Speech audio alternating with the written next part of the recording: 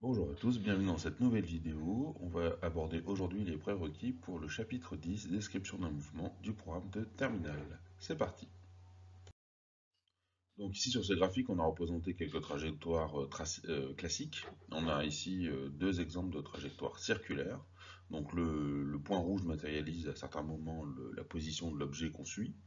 Et on voit que dans les deux cas, on a des trajectoires qui sont soit un cercle bien dessiné comme il faut, soit un morceau du même cercle. Donc dans les deux cas, on appelle ces trajectoires des trajectoires circulaires. Ensuite, on a d'autres types de trajectoires qu'on peut rencontrer. On a les trajectoires rectilignes. Dans ces cas-là, l'objet se déplace le long d'une ligne droite. Et enfin, quand on ne sait pas la forme, si la forme n'est ni circulaire ni rectiligne, on a une trajectoire donc qui est quelconque, une courbe quelconque. Et dans ces cas-là, on parlera de trajectoire curviligne. Voilà, pour ça c'est un petit peu de vocabulaire. Pour décrire un mouvement mathématiquement, parce qu'on va vouloir travailler dessus un petit peu, faire des calculs, on va utiliser un objet mathématique qu'on appelle un vecteur. Alors, un vecteur, c'est ni plus ni moins que le regroupement de plusieurs informations ensemble pour faire un paquet d'infos. Alors, on a autant d'informations qu'il y a de dimensions à l'espace. Par exemple, pour se déplacer le long d'une droite, on n'a besoin que d'une information.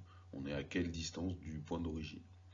Dans un plan, on a besoin de deux informations, x, y, et dans l'espace, on a besoin de trois informations. C'est de là d'où vient l'expression 3D ou 2D, deux dimensions, trois informations pour se repérer dans l'espace, deux informations pour se repérer dans le plan. On utilisera des vecteurs position, des vecteurs vitesse qui décrivent la position ou la vitesse d'un objet en deux ou en trois dimensions en fonction des cas. On va illustrer ici le vecteur position dans le cas de l'espace, donc à trois dimensions. Alors on voit qu'on est dans l'espace pour une raison très simple, c'est qu'on a ici une représentation du référentiel, x, y et z. On a trois vecteurs. Bon, ici ils sont orthonormés, c'est-à-dire qu'ils sont perpendiculaires entre eux et ils ont tous la même longueur. Et cet espace donc de centre O, avec les vecteurs x, y, z, il a trois vecteurs de base indépendants. Ça veut dire qu'on est dans un espace à trois dimensions. Souvent, quand vous voyez x, y et z, c'est qu'on est à trois dimensions. Alors, ici, on a représenté des petites boules qui sont notre objet qui se déplace. Là, on a une trajectoire qui est donc curviligne. C'est ni rectangulaire, ni circulaire, ni rectiligne. Et chacun des points où on a repéré la position de l'objet a été nommé 1, 2, 3, 4, 5, 6, 7, 8. Bon. Donc, le vecteur qui part du centre du référentiel O et qui va jusqu'à la position M, par exemple 3 ici, on l'appelle le vecteur OM3. Je pars de O, je vais à M3. On a ici la même chose, je pars de O, je vais à M7, OM7 et OM8 et ainsi de suite. OMI, c'est un nombre qui représente la position de l'objet à l'instant I. C'est un vecteur position de l'espace. Si on devait le représenter mathématiquement, sous forme de vecteur, il aurait donc trois coordonnées. Maintenant, le vecteur vitesse. Comment on détermine un vecteur vitesse? Alors, on va partir du principe qu'on connaît la position d'un objet à chaque instant t. L'instant 1, l'instant 2, l'instant 3, l'instant 4, etc. À partir de ce moment-là, on va pouvoir définir la vitesse de la manière suivante. On va dire que la vitesse à l'instant i, c'est la position à l'instant juste après, i plus 1, moins la position à l'instant i moins 1, donc l'instant juste avant, divisé par le temps qu'il a fallu pour passer de i-1 à i plus 1, c'est-à-dire qu'il a fallu deux fois un petit intervalle de temps, puisqu'on a la position de l'objet à chaque intervalle de temps. Donc on a une différence de position entre i plus 1 et i moins 1 qu'on divise par le temps mis pour parcourir cette différence de position. Et une différence de position, c'est une distance, divisé par un temps. Une distance divisée par un temps, c'est bien une vitesse. Donc on a bien la vitesse qu'on va attribuer au point central i. Donc ici, on a représenté ce qui se passe avec des vecteurs. Donc on a le vecteur OM3, OM4 et OM5. Donc l'instant 3, 4 et 5. Et on a pour 3, 4 et 5 la position de l'objet. Maintenant, on va vouloir calculer la vitesse au point 4. On va prendre OM5, donc c'est I plus 1, puisque I vaut 4 ici, Donc OM5, on va lui enlever OM3. Alors OM3 moins OM3, c'est le vecteur OM3, mais dans l'autre sens. Donc c'est pour ça qu'il est quasiment le même que OM3, il est juste pointé vers l'autre sens. OM5 moins OM3, ça nous fait un vecteur ici, V4, parce qu'on a divisé par 2 fois le temps mis pour aller de là à là. Ah oui, puisque delta t, c'est le temps qui s'écoule entre là et là, ou entre là et là.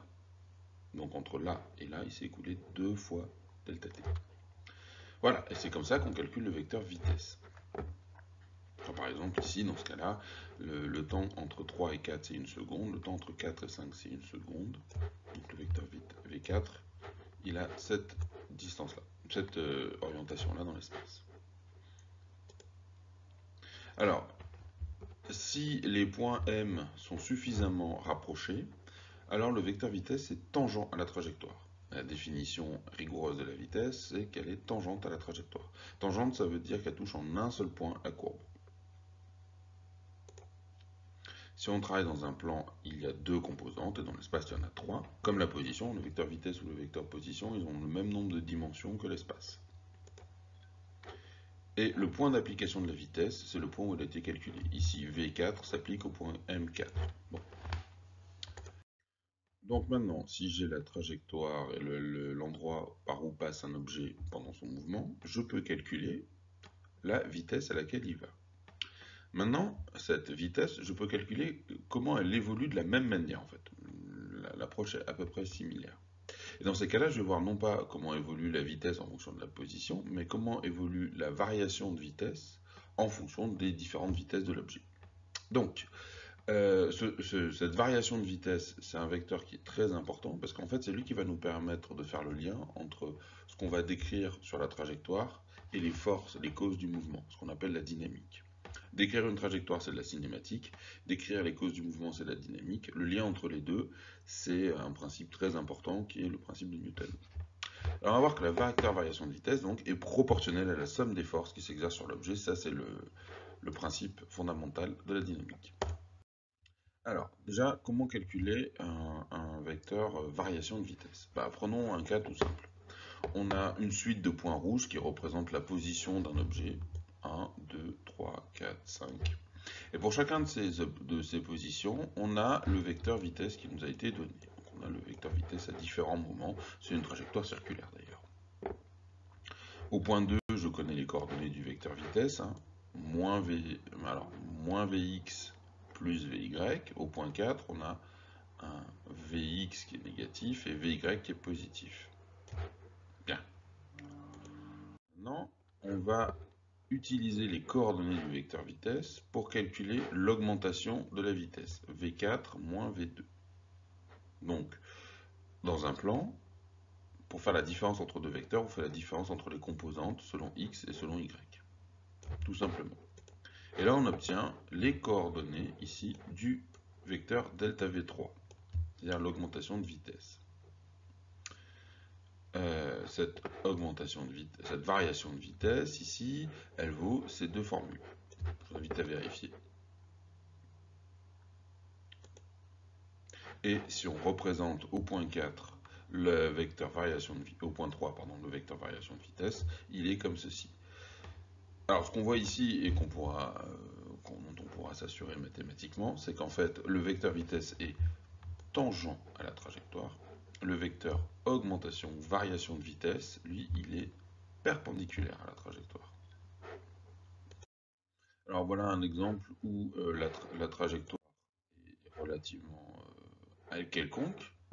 On a 3 vecteurs vitesse qui ont la même norme, qui ont la même longueur en fait. Là, l'objet change de direction en fait, mais ne change pas de vitesse. Et ici, si on calcule l'augmentation de vitesse pour le point 2, on fait V3 moins V1, et on obtient delta V2.